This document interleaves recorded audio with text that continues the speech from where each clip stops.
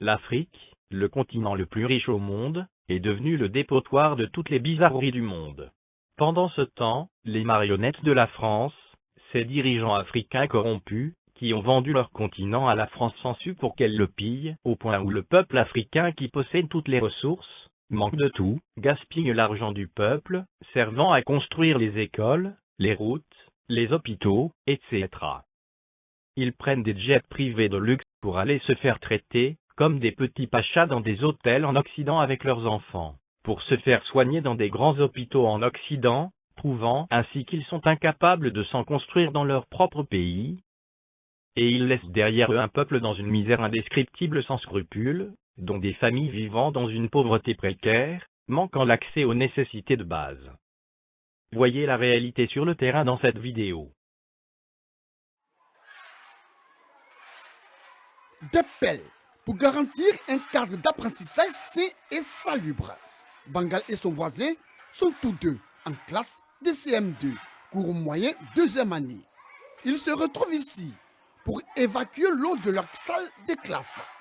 Nous sommes dans la commune d'Atekoubé, précisément à l'école primaire publique municipalité 1 et 2. Oui, nous sommes dans la sublime et charmante commune d'Atekoubé. L'eau, ça sort en bas. À cause de ça, tous les jours, on vient, on vide l'eau, ça nous fatigue. On a vraiment besoin d'aide. Dans cette salle de classe pleine de boue et remplie de creux, les élèves sont bien obligés d'occuper un espace réduit pour prendre cours. Les tout-petits, moins actifs, n'ont d'autre choix que de plonger leurs pieds dans cette eau sale. Du courage, les enfants. Quand il y a l'eau, elle me fatigue beaucoup, mais pas le choix.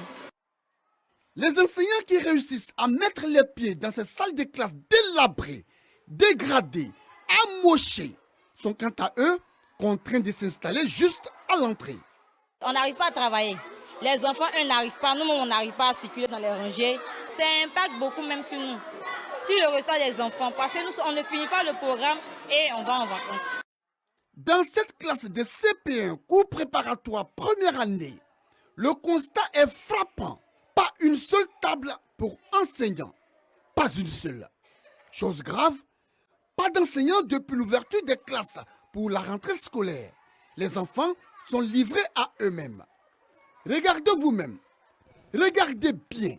L'enceinte de la salle inondée, transformée en aire de jeu. Quel dommage.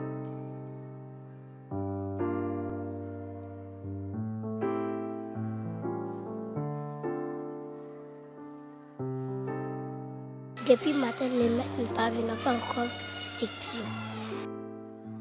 Pour se rendre à la direction de l'établissement, il faut être endurant, un véritable parcours du combattant.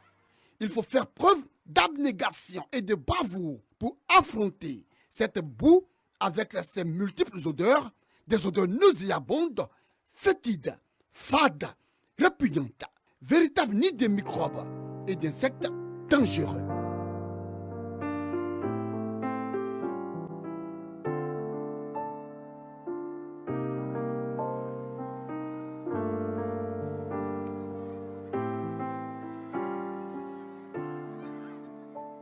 Une fois dans le bureau du directeur, le constat est net, décevant et amer. Les documents rescapés sont hors d'usage. Le directeur de l'école n'ose même plus porter ses belles paires de chaussures car victime de pieds d'athlète.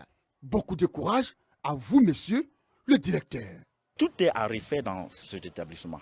J'ai fait beaucoup de rapports. Quand je fais un rapport, on fait des empilations.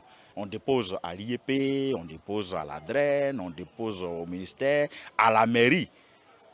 On dépose. Donc les gens nous disent que bon, le problème sera réglé. Bon, mais la situation ne fait que perdurer. Ici, dans la commune d'Atekoubé, que dis-je, dans la sublime et charmante commune d'Atekoubé, plusieurs établissements scolaires sont dans une précarité exagérée. Pour preuve, regardons au village Agban-Atié. Cela fait 11 ans, oui, 11 bonnes années que ces salles de classe sont devenues des lieux d'habitation.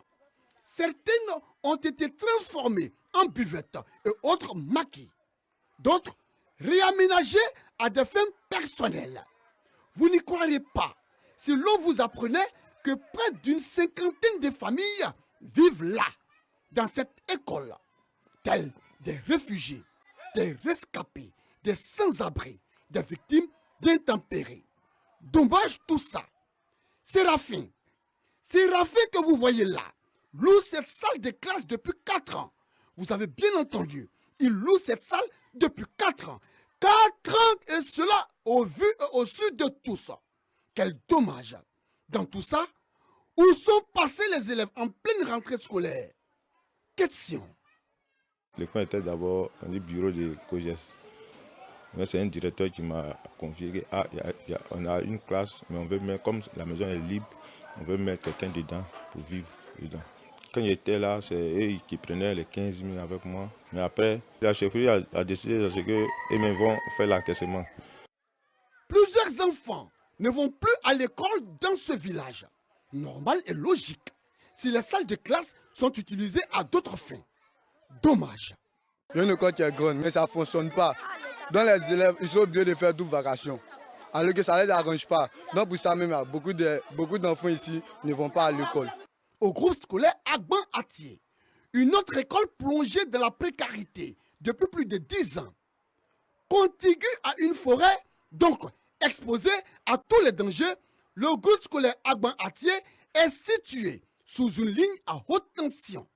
À cela s'ajoute un flanc de collines menaçant de s'effondrer à tout moment et à tout instant. Le danger est imminent. Ici à Agban-Atié, les toilettes pour enseignants et élèves sont hors d'usage. Elles n'existent même plus. En cause, le manque d'eau. Tous se soulagent dans la cour de l'école, au vu et au su de tous. Que c'est dommage. Quand on vient de 7h30 jusqu'à 17h30, il n'y a pas de lieu pour les bisous. On reste comme ça. Si tu sens un mal-être, quand tu prends un véhicule, tu vas à la maison, c'est pour revenir le lendemain quand ça va. L'électricité fait défaut. En clair, il n'y a pas de lumière. Tous les tables bancs sont abîmés, cassés, brisés. Et les apprenants partagent à 3 un banc. Ce n'est pas tout. Ils écrivent et apprennent sur des tableaux vétustes, fatigués, archaïques, décrépits, délabrés, décieux, obsolètes et usés. Quel dommage! Le président du comité de gestion, COGES, de l'établissement, affirme ne pas avoir les moyens financiers nécessaires pour faire face à toutes ces difficultés, notamment depuis l'interdiction de toutes les cotisations au sein du comité. Il y a une convention qui dit de ne plus encaisser les parents d'élèves. La subvention qui vient, c'est une subvention qui vient d'abord en retard. Et la subvention est dédiée à d'autres choses. Il y a une partie qui est destinée à la composition des élèves. Il y a les frais, il y a la formation des enseignants, il y a des documents que nous devons payer, il y a des matériels éducatifs qu'on crée, tous ces éléments pour les élèves. Autre groupe scolaire, même réalité. À Lokodjoro, toujours dans la commune d'Atekoubé, que dis-je, dans la sublime et charmante commune d'Atekoubé. 5 écoles. Et dans l'une de ces écoles, presque toutes les salles de classe sont décoiffées depuis 6 mois. Quel dommage!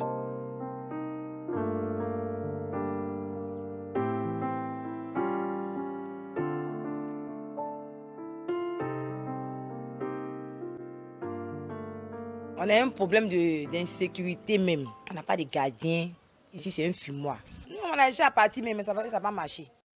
Sur 24 enseignants sollicités l'an dernier, seulement 13 ont répondu présent. L'insécurité de plus en plus grandissante, le manque de matériel didactique et pédagogique. Bref, les mauvaises conditions de travail expliquent le refus des enseignants de dispenser les cours, de donner le savoir et la connaissance aux apprenants du groupe scolaire Lokodjoro. Quel dommage! Nous avons une seule classe de CM2 qui prend 4 autres écoles. Ça fait que nous avons beaucoup de difficultés. Et depuis un moment, nous demandons aux autorités de nous aider, mais personne ne vient nous aider. Ils arrivent, ils prennent des mesures, ils s'en vont. Et depuis là, ça a perdu. Désespérés, dépassés, exacerbés par cette situation de précarité, certains parents ont fini par retirer leurs enfants de l'école. il pointe du doigt l'inefficacité, l'impuissance, l'incapacité, l'inutilité du COJES. Moi, mon enfant ne fréquente plus ici il y a longtemps. Hein. Mes enfants, je les ai enlevés ici. Ceux qui inscrivent leurs enfants ici, c'est parce qu'ils sont eux-mêmes, ils n'habitent pas à côté. Donc, ils ne voient pas ce qui se passe. L'école, là, on paye COJES. Nous, on a appris qu'on ne paye plus COJES ici. Moi, ici, là, on paye COJES. Les enfants, les parents, ils ont fait, nous, on a cotisé pour mettre la clôture que vous voyez là. Nous, les parents, on a cotisé à hauteur de 5 000 pour faire la clôture. Ils nous ont dit qu'ils vont mettre portail, ils n'ont jamais mis portail. Vu la souffrance et les écueils que rencontrent ces apprenants et leurs encadreurs, vu la vétusté des infrastructures de certains établissements scolaires, vu le manque ou l'insuffisance de matériel didactique et pédagogique, vu la transformation de certaines écoles de la commune d'Atekoubé, que dis-je, de la sublime et charmante commune d'Atekoubé en lieu d'habitation, la rédaction de RTI 2 ne peut et ne doit rester muette. C'est pourquoi elle attribue un carton rouge à la mairie d'Atekoubé, que dis-je, à la sublime et charmante mairie d'Atekoubé, première responsable de COJES en son sein. Une mairie censée réhabiliter les écoles et qui malheureusement reste muette, silencieuse, calme, sereine face aux requêtes des chefs d'établissement. Carton rouge une fois, carton rouge 2 fois, carton rouge 3 fois, carton rouge 4, 5, 6 et 7 fois à tous ces vice-présidents de COJES des différentes écoles qui, malgré la subvention du ministère de l'Éducation nationale et de l'alphabétisation, donc de l'État, n'arrivent pas à faire face aux problèmes, aux difficultés, aux obstacles, aux peines de ces élèves et de leurs enseignants. Quel dommage, que c'est regrettable. Écoutez, mesdames et messieurs, membres du bureau des COJES, si vous estimez ne pas avoir plein pouvoir pour manipuler les fonds ou la subvention octroyée par l'État, si vous estimez ne pas avoir les pleins pouvoirs pour mener à bien votre mission, pour mener des actions en vue d'améliorer les conditions de travail des acteurs de ces écoles primaires d'Atekoubé en souffrance, alors, que faites-vous dans ces établissements scolaires? Quel est votre rôle? Pourquoi existez-vous? Mesdames et messieurs, membres du bureau du COJES, démissionnez. Vivement qu'une solution soit trouvée pour le bonheur de ces apprenants et de leurs encadreurs. En tout cas, la rédaction de RTI 2 pour sa part a parlé. Que ceux qui ont les oreilles pour entendre, entendent.